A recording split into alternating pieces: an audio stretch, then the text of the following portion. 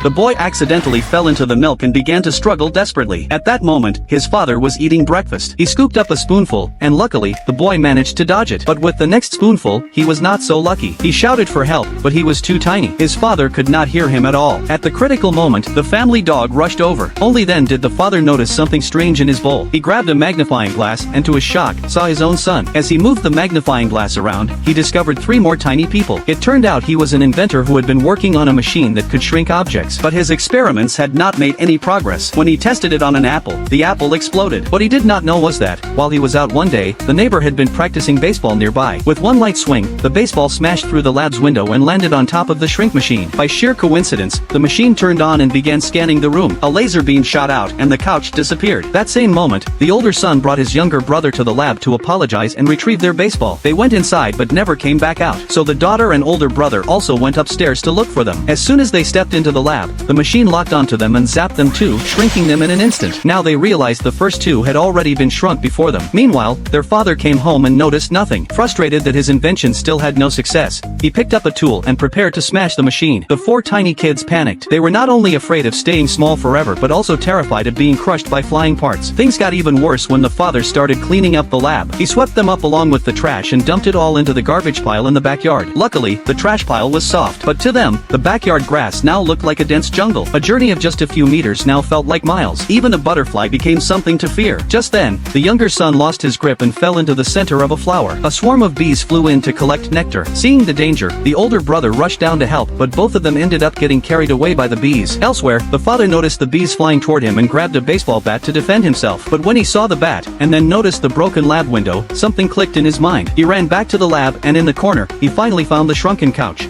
He had thought the kids were just out playing, but now he realized they had been shrunk. So the father grabbed a magnifying glass and started searching everywhere, but he accidentally turned on the garden hose. He had no idea that, for the tiny children, the water felt like giant cannon blasts.